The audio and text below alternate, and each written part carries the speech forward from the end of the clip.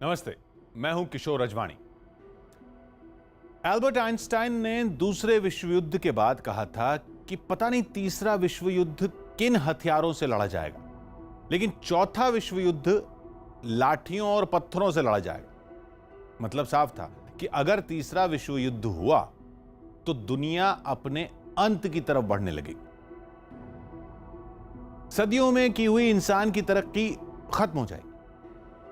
दुनिया भर में बढ़ रही चीन की दादागिरी दुनिया को विश्व युद्ध की तरफ ही धकेलती हुई दिख रही है। दूसरे विश्व युद्ध के बाद भी कई युद्ध हुए, दुनिया धड़ों में बटी रही, बहुत बड़े बड़े झगड़े भी हुए, लेकिन आइंस्टाइन ने जो कहा था उसे शायद दुनिया ने समझ लिया और विश्व युद्ध की नौबत कभी नहीं आई।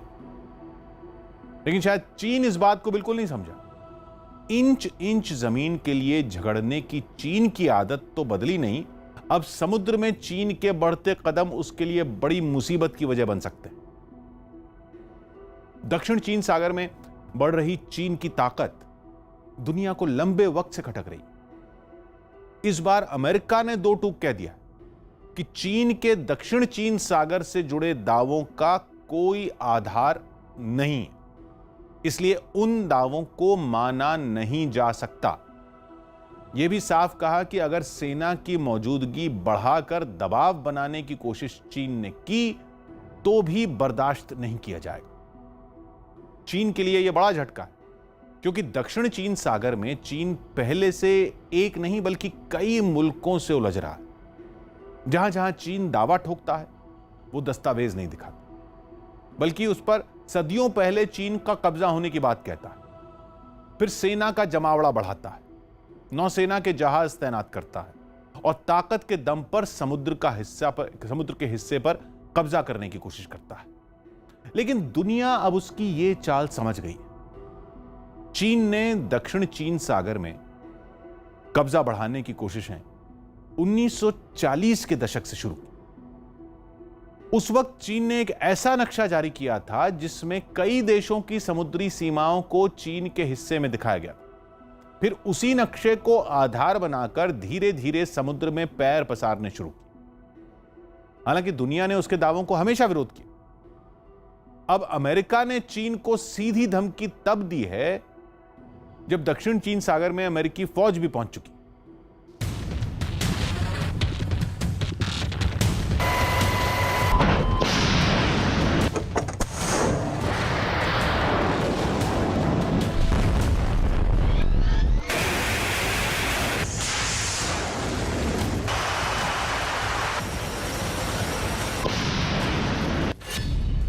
समंदर में आमने सामने सुपर पावर,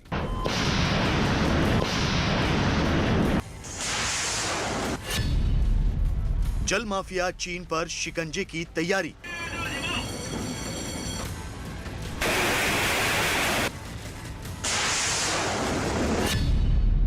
दक्षिण चीन सागर में चीन अमेरिका में खींची तलवार।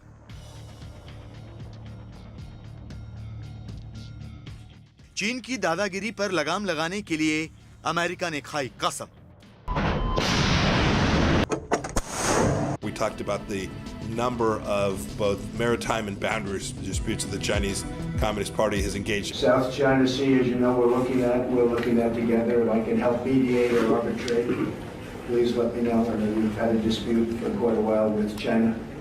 भूमाफिया चीन की नजर सिर्फ दूसरे देशों की जमीन पर ही नहीं रहती है, बल्कि वो समंदर में भी कब्जा जमाने के लिए बेचैन रहता है। दक्षिण चीन सागर पर तो चीन की नजर दशकों से लगी हुई है और वो यहां धीरे धीरे पैर भी फैलाता जा रहा है। दक्षिण चीन सागर पर कब्जा जमाने के लिए चीन दशकों से कोशिश कर रहा है, जिसके लिए सबसे पहले उसने वहां के कुछ द्वीपों पर कब्जा जमाया। उसके बाद कृत्रिम द्वीप बनाने शुरू किए। इस पर दुनिया के तमाम देशों ने ऐतराज जताया, लेकिन चीन नहीं माना और अब उसने धीरे धीरे यहाँ के द्वीपों को अपने सैन्य ठिकानों में बदल दिया। दक्षिण चीन सागर के इलाके में चीन की दादागिरी पर लगाम लगाने के लिए हमेशा आवाज उठती रही है, लेकिन चीन इसकी परवाह नहीं करता था। अमेरिका ने भी चीन को कई बार समझाने की कोशिश की, इसके बावजूद चीन पर कोई असर नहीं हुआ। अब चीन जब पूरी दुनिया में अपनी विस्तारवादी नीति को खुलकर अंजाम देने में जुटा है, तो दक्षिण चीन सागर के इलाके में अमेरिका उसके सामने दीवार बनकर खड़ा हो गया है। अमेरिका अब तक बातचीत से विवाद को सुलझाने की कोशिश कर रहा था, लेकिन अब उसने आर पार की ठान ली है। ट्रंप प्रशासन ने एक बयान जारी कर साफ कह दिया है कि दक्षिण चीन सागर में चीन के दावे का कोई कानूनी आधार नहीं है। अमेरिका चीन के दावे को खारिज करता है। इसके साथ ही अमेरिका ने कहा कि वो दक्षिण चीन सागर में चीन का समुद्री साम्राज्य नहीं बनने देगा, और अगर चीन ताकत के दम पर कब्जे की कोशिश करता है तो इसे भी बर्दाश्त नहीं किया जाएगा। अमेरिका ने साफ शब्दों में कहा कि समुद्री इलाकों की सुरक्षा अंतर्राष्ट्रीय कानून के मुताबिक होगी। अमेरिका ने दक्षिण चीनी सागर के बारे में जो कड़ा बयान दिया है, उसके बाद निश्चित रूप से चीन का रुख इस इलाके में और आक्रामक हो जाएगा। चीन यदि थोड़ा भी रियायत बरतता है तो वो संकेत ये देगा न केवल अमेरिका को बल्कि दुनिया को कि वह अमेरिका की धौंस धमकी के आगे झुक गया है। दक्षिण चीन सागर को लेकर अमेरिका की ओर से जो बयान जारी किया गया है वो चीन के लिए बहुत बड़ा झटका है, क्योंकि ये बयान अमेरिका के विदेश मंत्रालय की ओर से लिखित तौर पर जारी किया गया है। दक्षिण चीन सागर में चीन कानूनी तौर पर किसी भी तरह की मनमानी नहीं कर सकता है, और उसने दक्षिण चीन सागर में 9 डैश लाइन के अपने दावे को साबित करने का कोई प्रमाण नहीं दिया है। इसलिए चीन गैर कानूनी तरीके से इस समुद्री क्षेत्र में दावा नहीं कर सकता। इसके साथ ही चीन का दावा उतना ही गैर कानूनी है जितना इस इलाके के छोटे देशों को धमकाने का उसका अभियान। चीन अंतर्राष्ट्रीय कानूनों को दरकिनार करते हुए इस इलाके में एक तरफा कब्जा कर रहा है। यह दक्षिण चीन सागर को लेकर अमेरिका के विदेश मंत्रालय का बयान है। हालांकि अमेरिका पहले भी दक्षिण चीन सागर में चीन की दादागिरी के खिलाफ आवाज उठाता रहा है, लेकिन इतना कड़ा बयान पहली बार सामने आया है। इससे यह माना जा रहा है कि ट्रंप प्रशासन ने चीन को लेकर अमेरिका की नीतियों में बड़े बदलाव का फैसला ले लिया है और अब चीन पर लगाम लगाने की तैयारी कर ली है। अमेरिका चाहे कितना ही कड़ा बयान क्यों न दे दे, उसकी विश्वसनीयता आज संदिग्ध है। अमेरिकी विदेश सचिव पोम्पियो भले ये कह दें कि हम चीन से के आगे झुकने वाले नहीं हैं, चीन की नीति आक्रामक है, दक्षिणी चीनी सागर चीन के साम्राज्यवाद का हिस्सा नहीं बनने दिया जा सकता।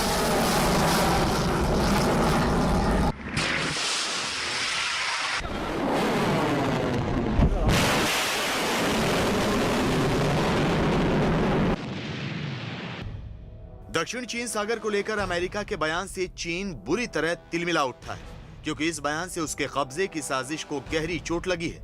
इसलिए चीन अब अमेरिका के बयान को तथ्यों से छेड़छाड़ के रूप में साबित करने पर जुट गया है। दक्षिण चीन सागर पर अमेरिका के बयान में जानबूझकर तथ्यों के साथ छेड़छाड़ की गई है। इसके साथ ही अमेरिका ने इलाके की स्थिति को बढ़ा चढ़ाकर पेश किया है।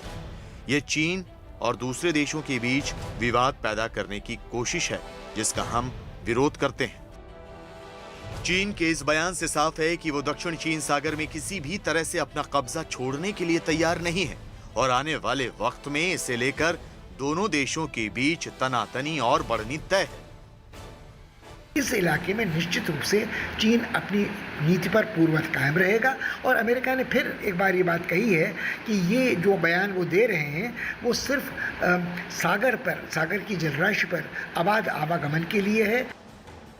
दक्षिण चीन सागर में अमेरिका ने चीन की 9 डैश लाइन वाले दावे को खारिज कर दिया है। ये चीन का 70 साल से भी ज्यादा पुराना विवाद है। 1947 में पहली बार चीन ने 11 डैश लाइन से दक्षिण चीन सागर में अपना दावा किया। 11 डैश लाइन का मानचित्र चीन की कुओमितांग सरकार ने बनाया था। 1949 में कम्युनिस्ट सरकार के आने के बाद टोंकिन की खाड़ी का दावा छोड़ दिया गया। टोंकिन की खाड़ी का दावा छोड़ने के बाद 11 डैश लाइन कम होकर 9 डैश लाइन हो गई। चीन अब दक्षिण चीन सागर में जिस इलाके पर अपना दावा करता है वो प्रशांत महासागर के पश्चिमी किनारे से सटा हुआ है और एशिया के दक्षिण पूर्व में है और यहाँ कई देश हैं। इस पूरे इलाके को चीन ने 9 डैश लाइन से दिखाया है। यह है दक्षिण चीन सागर का वो इलाका जिसे चीन अपना बताता है। चीन ने इसे 9 छोटी छोटी लाइन से निर्धारित किया है, इसलिए इसे 9 डैश लाइन कहते हैं। 1949 से पहले इसमें टोकिन की खाड़ी में 2 रेखाएं और होती थी, तब इसे 11 डैश लाइन कहा जाता था। दक्षिण चीन सागर में चीन की करतूतों पर ब्रेक लगाने के लिए अमेरिका ने सिर्फ आखिरी अल्टीमेटम ही नहीं दिया है, बल्कि इस पूरे इलाके में चीन की निगरानी भी शुरू कर दी है और चीन को कड़ा संदेश देने के लिए अपने युद्धपोत तक भेज दिए हैं। इस तरह दक्षिण चीन सागर में दो सुपर पावर जंग के मुहाने पर खड़े हो चुके हैं।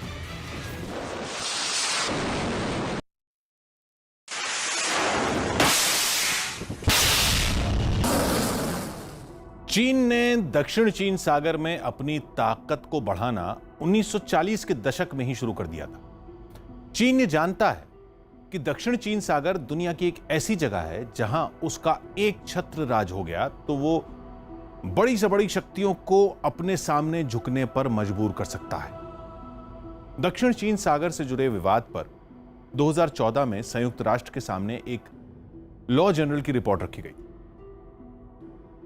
रिपोर्ट के साथ कुछ अहम आंकड़े भी रखे गए। दुनिया भर में समुद्र के रास्ते जितनी भी गैस, जितना भी कच्चा तेल या बाकी किसी भी तरह का सामान ट्रांसपोर्ट होता है, उसका आधा हिस्सा दक्षिण चीन सागर से होकर गुजरता है। दक्षिण चीन सागर के जरिए हर साल दुनिया में 5.3 ट्रिलियन डॉलर यानी भारतीय रुपयों में करीब 400 लाख करोड़ का कारोबार होता है। कच्चे तेल और गैस के अलावा कई प्राकृतिक संसाधनों का भंडार है दक्षिण चीन सागर। अगर किसी एक मुल्क ने समुद्र के इस हिस्से पर कब्जा कर लिया तो उसकी ताकत का अंदाजा भी लगाना मुश्किल हो जाएगा। वियतनाम ने दुनिया के बड़े बड़े मंचों पर कई बार चीन की शिकायतें की, लेकिन दुनिया की ज्यादातर बड़ी ताकतें चीन की गलतियों को नजरअंदाज करती रही। पर अब तो पानी सर के ऊपर जाता देखने लगा है। चीन की हर चाल को दुनिया समझने लगी। जैसे गलवान में चीन को पांव पीछे खींचने पड़े, वैसे ही दक्षिण चीन सागर में भी उसे पीछे हटना पड़ सकता। पुरानी कहावत है कि शेर को सवा शेर जरूर मिलता है।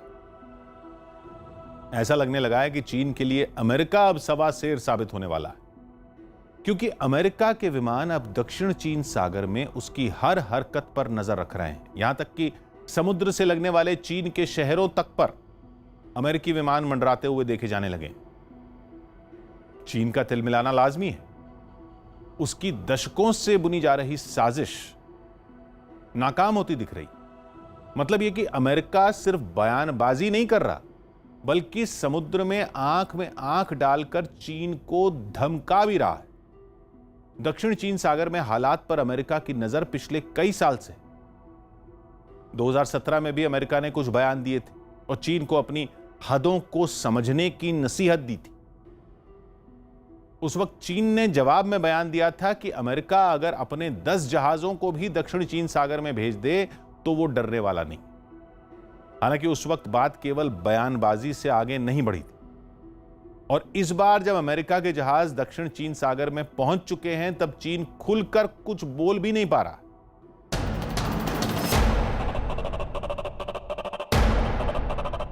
समंदर में बंद होगी चीन की दादागिरी। गलवान की तरह समंदर से भी पीछे हटेगा चीन। चीन के खिलाफ तैयार हुआ महामोर्चा। दक्षिण चीन सागर में चीन के कब्जे के मंसूबे पर अमेरिका ने पानी फेरने की ठान ली है। अमेरिका के ताजा बयान से साफ हो गया है कि अब इस इलाके में चीन को अपने कदम पीछे खींचने ही होंगे, क्योंकि अमेरिका ने चीन को सिर्फ जुबानी अल्टीमेटम ही नहीं दिया है, बल्कि यह भी बता दिया है कि जरूरत पड़ी तो चीन से सैन्य मुकाबले के लिए भी वो तैयार है। दक्षिण चीन सागर में अपना कब्जा बनाए रखने के लिए चीन आसपास के देशों को अपनी ताकत के दम पर चुप करा देता है, जबकि उसने इस जगह में अपनी ताकत इतनी बढ़ा ली है कि कोई भी दूसरा देश यहां दखल नहीं दे पाता है।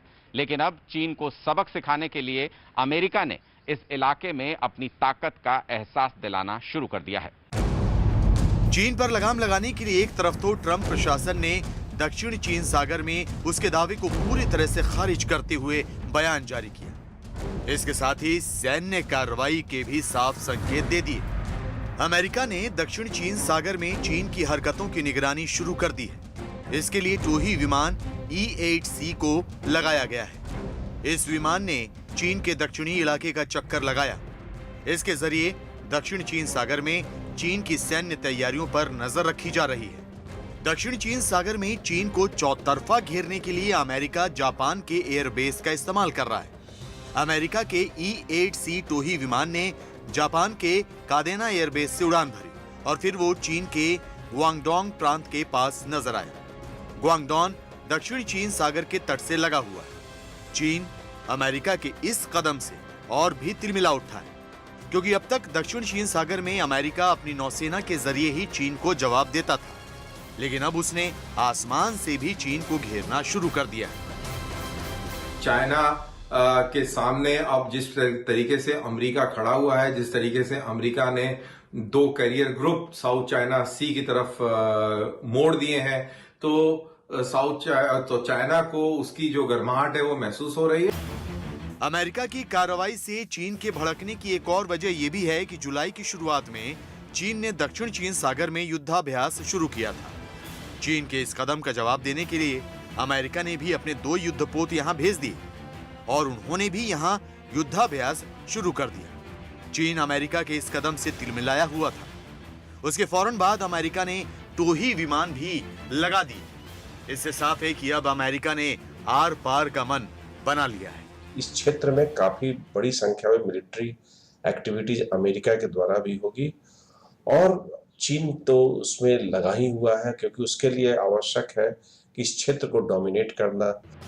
दक्षिण चीन सागर को लेकर चीन और अमेरिका की तनातनी सीधी जंग में भी तब्दील हो सकती है, क्योंकि अमेरिका को इस इलाके में चीन का कब्जा मंजूर नहीं है, जबकि चीन इस इलाके पर पिछले 70 साल से कब्जा जमाने में लगा हुआ है।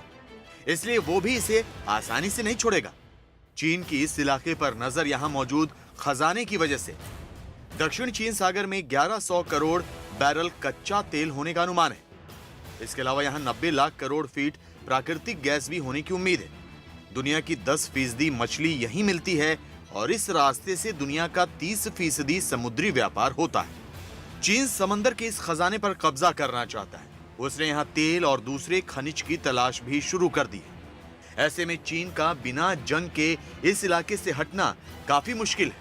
चीन का साउथ चाइना सी में एक आर्थिक, एक सामरिक और एक राजनीतिक हित है और इन हितों को वो पूर्ण करने हेतु वो उसमें काफी दिनों से एक आक्रामक व्यवहार कर रखा है।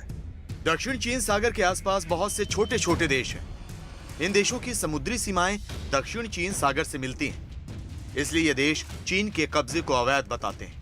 दक्षिण चीन सागर के आसपास के देशों में वियतनाम, फिलीपींस, मलेशिया, ब्रुनेई और कंबोडिया जैसे देश हैं। ये सभी आसियान देशों के समूह के सदस्य हैं और ये सभी दक्षिण चीन सागर को लेकर चीन की दादागिरी का शिकार है। अमेरिका ने अब जो चेतावनी दी है उसमें यह भी कहा है कि वो आसियान देशों को चीन की दादागिरी से भी बचाएगा। बिहार बाढ़ से बेहाल है। जुलाई का महीना शुरू होते ही हर साल बिहार से बाढ़ की खतरनाक तस्वीरें आने लगती। इस साल भी हाल वैसा ही है जैसा हर साल होता। घर डूबे हुए हैं, सड़कें बह रही हैं, खेत खलिहान बर्बाद हो गए, जानवर मर रहे हैं, खाने का सामान खत्म है, हजारों लोगों को मदद का इंतजार है और जीना बेहद मुश्किल।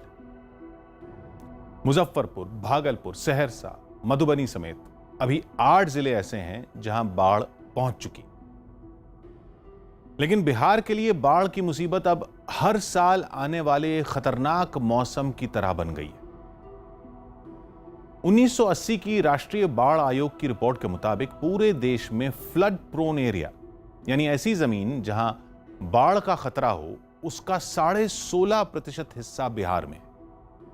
बाढ़ के खतरे में रहने वाली देश की कुल जनसंख्या का 22% अकेले बिहार में। चाणक्य नीति में कहा गया था कि नदी के किनारे बसे वृक्ष निश्चय ही शीघ्र नष्ट हो जाते हैं। ये लाइन शायद बिहार के संदर्भ में नहीं थी, लेकिन इसका मतलब यह था कि नदी अपना रुख कभी भी बदल सकती। इसलिए नदी के किनारे रहना खतरनाक है और बिहार तो वो राज्य है जिसे एक नहीं बल्कि कई खतरनाक नदियों का गुस्सा हर साल झेलना पड़ता। घाघरा, कोसी, गंडक, बूढ़ी गंडक, बागमती, महानंदा, इन सब नदियों का गुस्सा बिहार को हर साल झेलना पड़ता है। इनके अलावा गंगा में भी पानी तेजी से बढ़ रहा है। बिहार में बाढ़ से होने वाले नुकसान के आंकड़े पिछले कुछ दशक में भले ही काफी बड़े हो गए हों, लेकिन यह मुसीबत सदियों पुरानी है। किंग लक्ष्मण सेकंड का साम्राज्य था बिहार में 12वीं सदी में। उस वक्त उन्होंने कोसी नदी पर बांध बनवाया था। हालांकि अब वो बांध नहीं रहा, लेकिन उसके कुछ हिस्से अब भी सुपौल जिले में दिखाई देते। नदियों से आने वाली आफत का इतिहास इससे भी पुराना है। चीन की हुआंगो नदी पर ईसा पूर्व 7वीं सदी में बांध बनाया गया था। ईसा पूर्व 7वीं सदी में। लेकिन बिहार की कहानी थोड़ी सी अलग है। अलग इसलिए क्योंकि जिन नदियों के कारण बाढ़ आती है, उनका मिजाज पढ़ने के लिए सैकड़ों साल में हजारों रिसर्च हुई। कितने ही लोगों ने रिपोर्ट तैयार की, सबने अलग अलग दावे किए, लेकिन कोई किसी एक राय पर नहीं पहुंच पाया। 1872 में बिहार में ऐसी बाढ़ आई जैसी उस वक्त तक बिहार ने शायद पहले कभी नहीं देखी। 30 गांव डूब गए। न मरने वालों का कोई सही आंकड़ा कभी पता चला, न ही नुकसान का कोई अनुमान लग पाया। लेकिन ब्रिटिश सरकार बुरी तरह से हिल गई, क्योंकि बिहार के इस हिस्से की जमीन हमेशा से उपजाऊ रही है। इन्हीं नदियों की वजह से यह जमीन बेहद उपजाऊ है और बिहार में होने वाली फसलों से ब्रिटिश सरकार को खूब कमाई होती थी। मतलब यह कि बाढ़ की वजह से ब्रिटिश सरकार की कमाई पर झटका लगा, तो तय हुआ कि कोसी नदी पर बांध बनाया जाए। लेकिन वो भी मुमकिन नहीं था, क्योंकि नेपाल की इजाजत जरूरी थी। कुछ सालों में बांध बनाने पर दोनों मुल्कों में सहमति बनी, जिसके बाद कोसी पर बांध बनाने का काम शुरू हुआ। 1891 में काम शुरू। लेकिन काम शुरू होते ही भयंकर बारिश आ गई। ऐसी बारिश जिसने एक तरफ दोबारा बाढ़ जैसे हालात बना दिए और दूसरी तरफ बांध बनाने का काम नामुमकिन हो गया। 2 साल बाद W.A. इंग्लिश नाम के चीफ इंजीनियर बांध का काम देखने पहुंचे। नए सिरे से उन्होंने पूरा सर्वे किया और फिर रिपोर्ट दी कि नदी के कुदरती बहाव को रोकना और ज्यादा खतरनाक हो सकता है। यानी यह सलाह दी कि बांध बनाना ठीक नहीं। इसके बाद दशकों तक अलग अलग अफसर अलग अलग राय देते रहे, लेकिन कभी भी कोई पक्का रास्ता नहीं निकला। हिंदुस्तान आजाद हुआ, नए सिरे से चीजों को देखा जाने लगा, लेकिन हालात सुधरे नहीं। 1954 में बिहार में 25 लाख हेक्टेयर जमीन ऐसी थी जिस पर बाढ़ का खतरा माना जाता था। लेकिन 1971 में जब बाढ़ पर भारत में पहली राष्ट्रीय नीति बनी, उस वक्त ऐसी जमीन बढ़कर 43 लाख हेक्टेयर हो चुकी थी। मतलब 1954 में 25 लाख हेक्टेयर पर खतरा था, 1971 में 43 लाख हेक्टेयर पर जमीन खतरे की जद में थी और 1982 में 64.5 लाख हेक्टेयर जमीन पर बाढ़ का खतरा आ चुका था। अलग अलग जगहों पर कई बांध बनाए गए, कुछ और ऐसे प्रोजेक्ट शुरू किए गए जिनके जरिए बाढ़ का असर कम करने की कोशिश हुई, लेकिन न तो कभी नदियों को कोई काबू कर पाया, न आफत टली। अब बिहार में हर साल लोग उपजाऊ जमीन पर खेती करते हैं और हर किसान ये दुआ करता है कि इस बार उसकी फसल बाढ़ में बर्बाद न हो।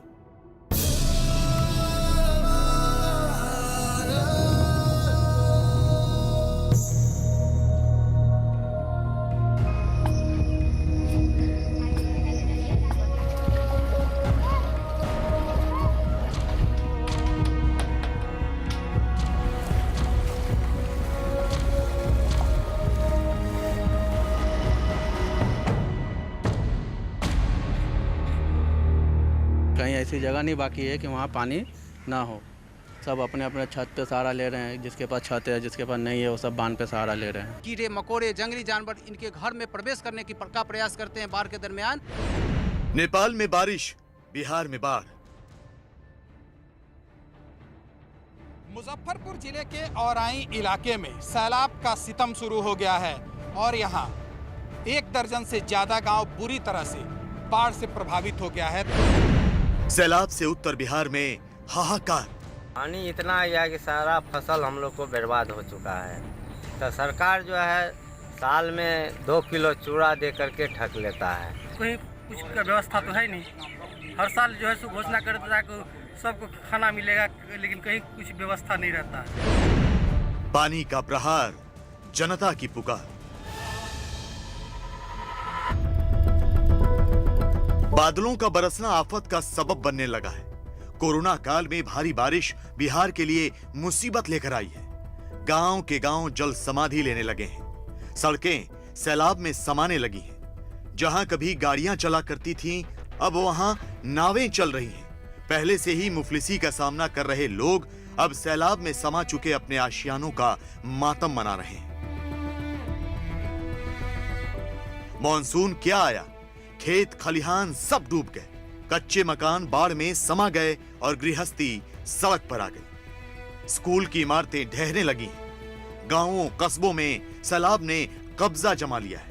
कमर से ऊपर पानी में डूबकर लोग अपनी जरूरत का सामान इकट्ठा करने को मजबूर हैं। प्रशासन कहां है, सिस्टम कहां है, सरकार कहां है, किसी को नहीं मालूम। बस मालूम है तो बस इतना कि ये लोग बाढ़ में घिरे हुए हैं और इनकी मदद करने वाला कोई नहीं। बहुत परेशानी है, समझा। सब दिन ये ऐसा ही है। इस बार कोई भी नेता आएगा वोट लेने के लिए, सीधा पत्थर मारेंगे सर पे। पिछले बार अजीत शर्मा बोले थे कि हम अगर विधायक में जीत जाएंगे तो भोलानाथ पुल का निर्माण हो जाएगा, मगर आज तक कुछ नहीं हुआ। जो का जो रह गया, कुछ नहीं किए। कहाँ कुछ किए, जो का तो पड़ा हुआ है। बिहार और नेपाल में हुई भारी बारिश की वजह से राज्य की तमाम नदियां उफान पर आ गई हैं। नेपाल से छोड़ा गया पानी कोसी नदी में पहुंचा है। ऊपर से तटबंध बनाने पर नेपाल के साथ तनाव की वजह से कोसी अपने पूरे शबाब पर है। बिहार की कोसी नदी ने रौद्र रूप धारण कर लिया है। इसने अपना तट छोड़कर गांव की ओर रुख करना शुरू कर दिया है, जिससे लोगों में खौफ पसरा हुआ है। बिहार के मुजफ्फरपुर, भागलपुर, सहरसा, गोपालगंज, मधुबनी, दरभंगा, सीतामढ़ी, अररिया और मोतिहारी में बाढ़ से हालात सबसे ज्यादा खराब है। न्यूज 18 की टीम ने इनमें से कई जिलों में पानी से पनाह मांगते लोगों का हाल जाना। हमारे रिपोर्टर उन गांवों तक पहुंचे जहां अब तक सिस्टम और सरकार ने कोई राहत नहीं पहुंचाई है। यकीन मानिए, यहां बाढ़ की वजह से हालात ऐसे हैं कि तस्वीरें देखकर किसी की भी रूह कांप जाए। बिहार के मुजफ्फरपुर की तस्वीरें देखिए। यहां कमर तक पानी आ चुका है। मुजफ्फरपुर के गांव हो या शहर, हर जगह पानी ने कब्जा जमा लिया है। लोगों के घर पानी में डूब चुके हैं। कच्चे मकानों की बुनियाद तो इस कदर हिल चुकी है कि वो कभी भी जल समाधि ले सकते हैं। सड़कें बागमती नदी के पानी में समा चुकी हैं। जहां तक नजर जाती है सिर्फ पानी ही पानी दिखता है। नेपाल में लगातार हो रही भारी बारिश से बागमती नदी उफान पर है और मुजफ्फरपुर जिले के बभनगांवा पश्चिमी टोले में बाढ़ से हालात बिगड़ने लगे हैं। तस्वीरों में भी आप साफ तौर पर देख सकते हैं। जहां अभी हम खड़े हैं, यह गांव का मुख्य सड़क है और इस पर घुटने से ज़्यादा पानी है। जबकि अगर आसपास आप चले जाएं तो वहां पर 3 फीट से 4 फीट पानी है और कई ऐसे जगह हैं जहां 7 फीट से ज़्यादा पानी है, जिसके चलते लोगों की परेशानियां बढ़ने लगी है। तस्वीरों में भी आप साफ तौर पर देख सकते हैं, जो गांव में फंसे हुए लोग हैं वो बाहर निकलने की कोशिश कर रहे हैं और हालात ऐसे बन गए हैं कि अब गांव में नाव चलाए जा रहे हैं। लोगों को बाहर निकालने की कोशिश की जा रही है। मुजफ्फरपुर जिले के औराई में तो हालात बेहद खराब हैं। इस इलाके के 12 गांव के 12,000 से ज्यादा लोग पानी से पनाह मांग रहे हैं। प्रशासन से किसी भी तरह की मदद नहीं मिल रही। ऐसे में लोग खुद ही नावों के जरिए अपने घर बार छोड़कर ऊंचाई वाले इलाकों की ओर जा रहे हैं। मुजफ्फरपुर जिले के बभनगांवा में तो लोग प्लास्टिक डालकर फूस का घर बना रहे हैं। जब तक पानी कम नहीं होगा तब तक सैलाब के मारे ये लोग यहीं रहेंगे। मुजफ्फरपुर जिले के गायघाट ब्लॉक में रामपट्टी एक ऐसा गांव है जहां आपको घर तक पहुंचने के लिए बिना चचरी के पुल के आप नहीं पहुंच सकते हैं और इस ब्रिज को बनाने में तकरीबन 12 से 13 हज़ार रुपये प्रतिवर्ष खर्च होता है।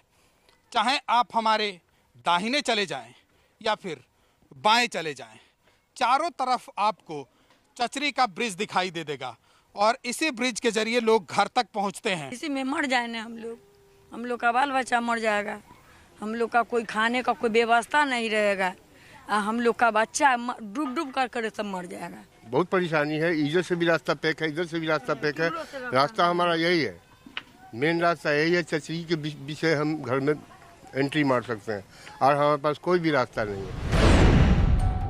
पश्चिमी चंपारण का बगहा, यहाँ की तस्वीरें सैलाब की मारी जनता बेचारी की मजबूरियां बयां करने के लिए काफी हैं।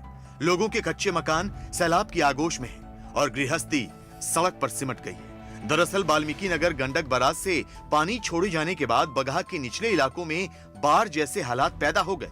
नेपाल से आने वाला पानी बढ़ा तो गंडक नदी में उफान आ गया, जिससे यहाँ के गांव में सैलाब तबाही मचाने लगा। यही नहीं, बगहा के आसपास के दर्जनों गांव बाढ़ की चपेट में आ गए। बिहार में आने वाली बाढ़ के लिए बहुत कुछ नेपाल भी जिम्मेदार है। नेपाल हमेशा से ऐसे मुल्कों में रहा है जिनसे भारत के रिश्ते कभी खराब नहीं रहे, लेकिन पिछले कुछ सालों में नेपाल भी रंग दिखा रहा है। ऐसी तमाम नदियां जो नेपाल से होते हुए भारत में पहुंचती हैं, उनके बहाव को नेपाल काबू करने की कोशिश में लगा है। कई नदियों पर छोटे मोटे बांध बनाए गए, भारत की तरफ नदियों का पानी छोड़ा गया। सरकार ने यह आरोप पिछले सालों में कई बार नेपाल पर लगाया। नेपाल के पूर्व पीएम और मौजूदा प्रधानमंत्री ओली से सत्ता के लिए टकरा रहे पुष्पकमल दहल प्रचंड ने प्रधानमंत्री रहते हुए एक बार कहा था कि कोसी समझौता एक ऐतिहासिक गलती। 1954 में हुआ कोसी समझौता उस वक्त के भारत के प्रधानमंत्री जवाहरलाल नेहरू और नेपाल के उस वक्त के राजा महेंद्र वीर विक्रम शाहदेव के बीच हुआ। तय हुआ था कि बड़ा बांध बनाया जाए जिससे बाढ़ की समस्या खत्म हो और दोनों देशों में एक बड़े हिस्से को खेती के लिए पानी पहुंचाया जा सके। बांध बना भी, कई हादसे भी हुए और फिर समझौते की खामियों पर बहस भी छिड़ गई। लेकिन तब तक इस तरह से कुछ और समझौते भी हो चुके थे। गंडक नदी पर बांध बनाने से जुड़ा समझौता 1959 में हुआ। 90 के दशक में शारदा नदी पर बांध बनाने पर समझौता हुआ।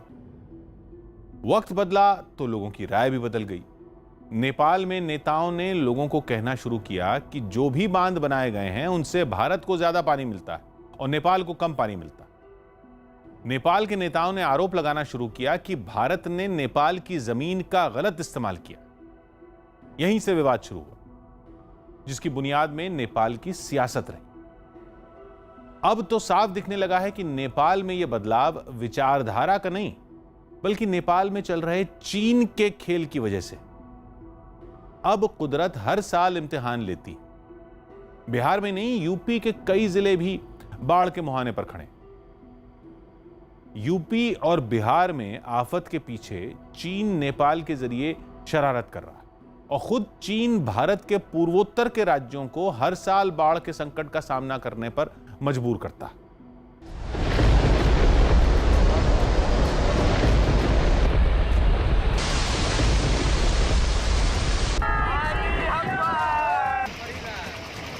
चारों तरफ पानी बाढ़ से गांव में घेरा हुआ है। एक दवाई भी लाने के लिए समस्या हम लोग के बना हुआ है। ऊपर से पदाधिकारी आते हैं और आश्वासन देकर चले जाते हैं।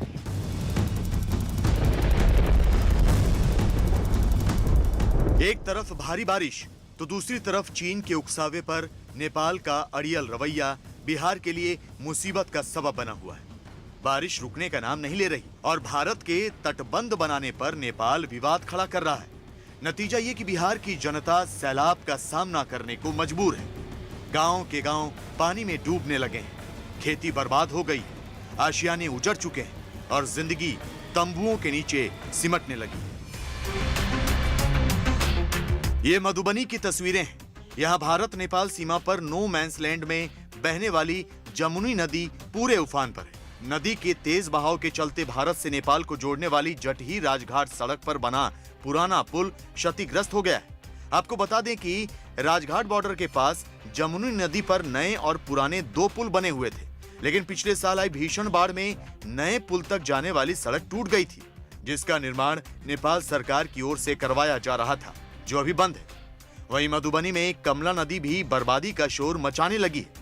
इसका बढ़ता पानी आसपास के इलाकों में घुसने लगा है, लिहाजा प्रशासन बाढ़ पीड़ितों के लिए सड़क किनारे पॉलीथीन के टेंट तैयार कर रहा है। 3 जगह कटान हो गया था, उसमें करीब 160 परिवार जो है विस्थापित हुआ।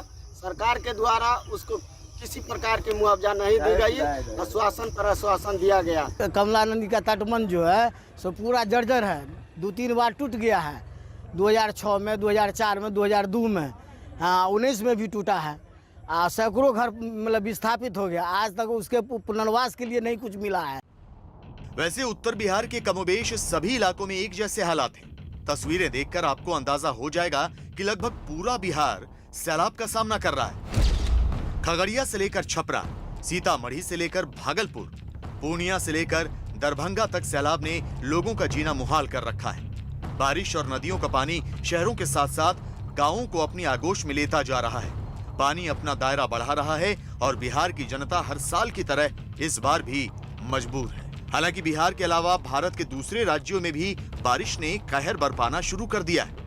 आपको सबसे पहले दिखाते हैं असम के गोलाघाट जिले की तस्वीरें। असम के गोलाघाट जिले में भारी बारिश के बाद जल भराव शुरू हो गया है। निचले इलाके पानी में डूबने लगे हैं। तो गोलाघाट के नेशनल हाईवे 37 के पास का नजारा देखिए। यहाँ काजीरंगा नेशनल पार्क में बाढ़ का पानी घुस गया है, तो जंगली जानवर अपनी जान बचाकर ऊंचाई वाले इलाके की ओर जा रहे हैं। हाथियों का ये झुंड और ये गैंडा बाढ़ के पानी से होकर गुजर रहा है। काजीरंगा की हम अभी हालत दिखा रहे। काजीरंगा राष्ट्रीय उद्यान की जो 90% एरिया अभी पूरी बाढ़ में डूबा हुआ है, और जो जानवर है ये सब जानवर अभी हाईलैंड और रास्ते के बीच आके शेल्टर ले रहे हैं। उधर मध्य प्रदेश के डिंडौरी जिले में देर रात से हो रही मूसलाधार बारिश की वजह से सिवनी और सोमती रथ समेत कई नदी नाले उफान पर हैं। यहाँ मौजूद पुल से पानी करीब 5 फीट ऊपर बह रहा है। मंदिर सैलाब में समा चुके हैं। बाढ़ का पानी कई गांवों में घुस गया है, जबकि जिला मुख्यालय से गांवों का संपर्क भी कट गया है। इंसान के साथ साथ जानवर भी बाढ़ में घिर गए हैं। उत्तर प्रदेश के प्रयागराज शहर और आसपास के इलाकों में हुई भारी बारिश से जनजीवन अस्त व्यस्त हो गया है। शहर के कई इलाकों में बाढ़ जैसे हालात पैदा हो गए हैं। कई घरों में सड़क का पानी घुस आया है। जानकारी के मुताबिक भारी बारिश से बिजली की सप्लाई और इंटरनेट पर भी असर पड़ा है। तो आपको बता दें कि बीते कुछ दिनों से हुई बारिश की वजह से गंगा और यमुना दोनों का जल स्तर बढ़ गया है। ऐतिहासिक गुरुद्वारा है, वहाँ लबोलब भरा हुआ है। कोई आदमी कहीं से निकल नहीं सकता। इस कोरोना महामारी में आदमी को कहीं जाने की अगर दिक्कत हो या अस्पताल जाना है तो आदमी जा नहीं पा रहा है। ये आपको दर्शा रहा है कि कोई सफाई और कोई कहीं व्यवस्था कुछ नहीं है। नगर निगम की ये जल बारिश पोल खोलती है। उत्तर प्रदेश के बाकी हिस्सों की बात करें तो मौसम विभाग का अनुमान है कि रायबरेली, अमेठी, सुल्तानपुर, संत रविदास नगर, जौनपुर, आजमगढ़, वाराणसी, मिर्जापुर, गाजीपुर, बलिया और इनके आसपास के इलाकों में बारिश हो सकती है।